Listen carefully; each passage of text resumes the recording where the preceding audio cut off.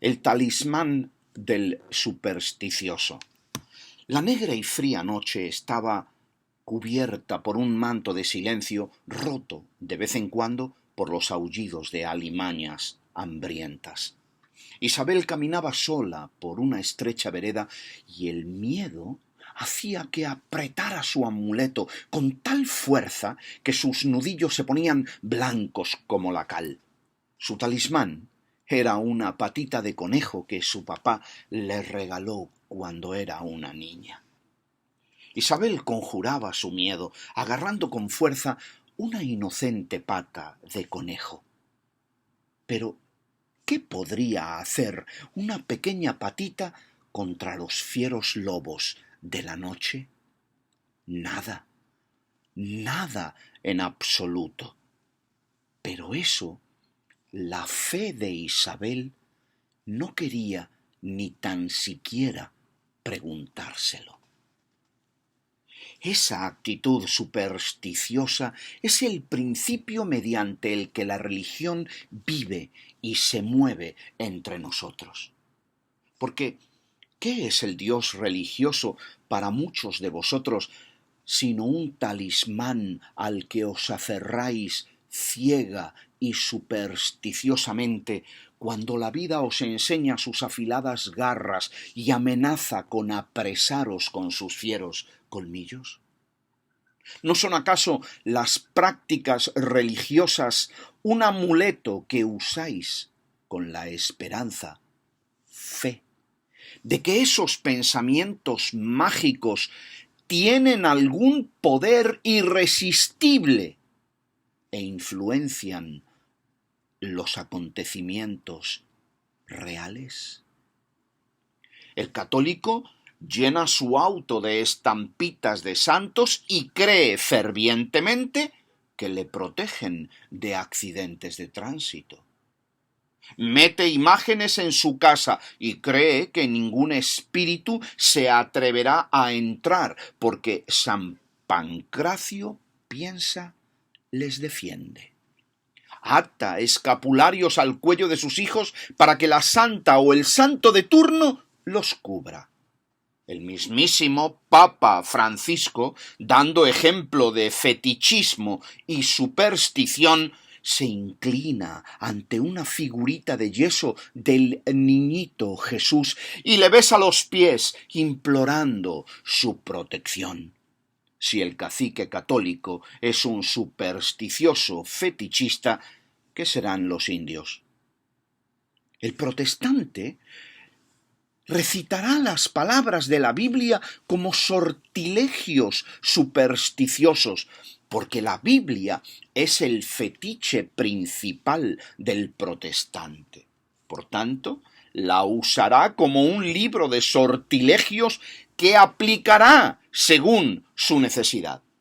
Los mismísimos libros bíblicos fueron escritos en unas épocas en que las personas eran fundamentalmente ignorantes y supersticiosas, y aleccionan e invitan esos libros a invocar el nombre de Dios o la sangre de Cristo como si fueran sortilegios o amuletos que protegen de enemigos invisibles y visibles. Reprender a Satanás, invocar la sangre protectora de Cristo o cubrirse con ella son prácticas supersticiosas que están definidas en los libros del Nuevo Testamento para la supuesta lucha espiritual y que se practican hoy en día por todos o la inmensa mayoría de los creyentes protestantes. Y me pregunto yo, ¿se podrá negar que la base y el andamiaje de la religión es la más pura y clara superstición? Ambas son de esencia descerebrada. Por eso es que el supersticioso es una pobre persona atada por miedos irracionales que huye alocadamente hacia el fondo de la caverna. El espíritu supersticioso no tiene fundamento racional alguno, sino que atribuye una causa y explicación mágica a todo, precisamente como lo hace la religión. Porque para la religión, querido amigo, todo es mágico.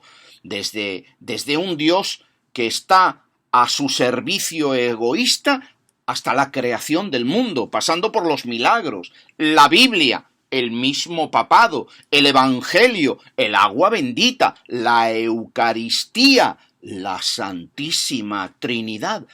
Todo es mágico.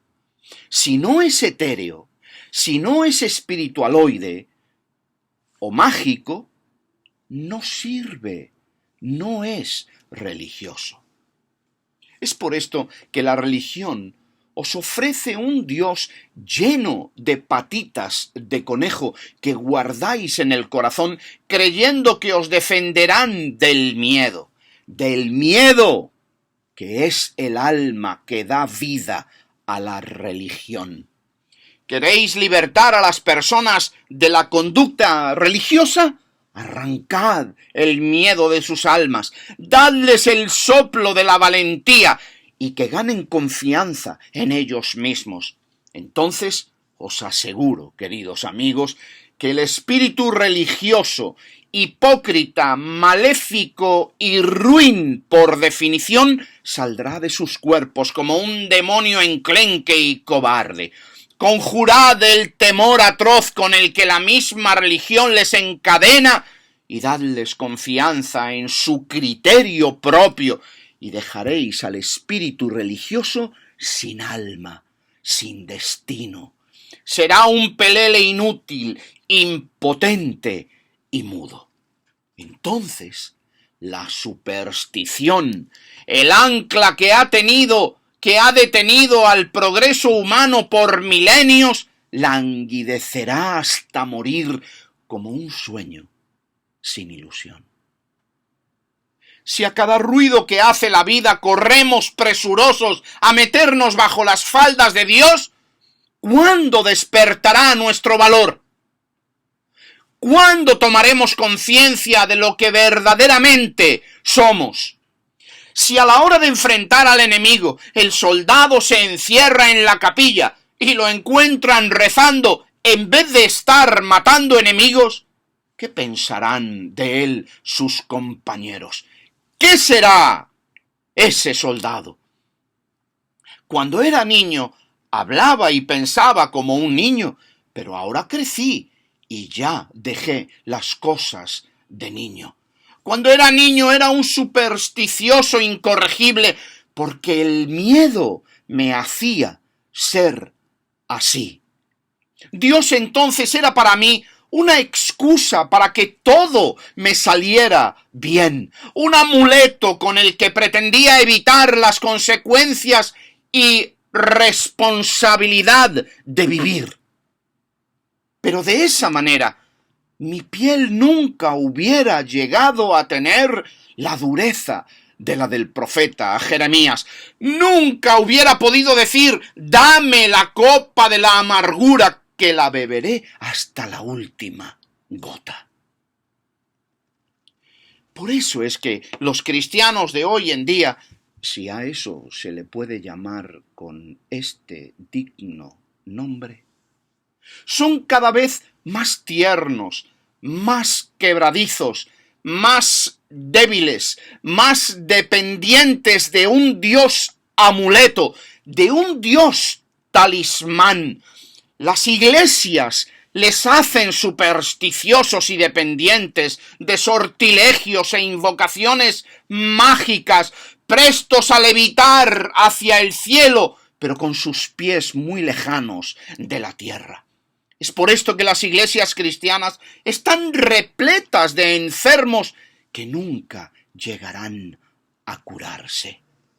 Y por si algún milagro de esos, de la verdad, alguno se da cuenta de la trampa en la que ha caído y sale de esa enredadera viciosa que es la iglesia, lo hará con un sentimiento de culpabilidad tal que aun habiendo encontrado la puerta de salida, la culpa no le dejará prosperar y desligarse de todo el miedo a la libertad que lo atenaza.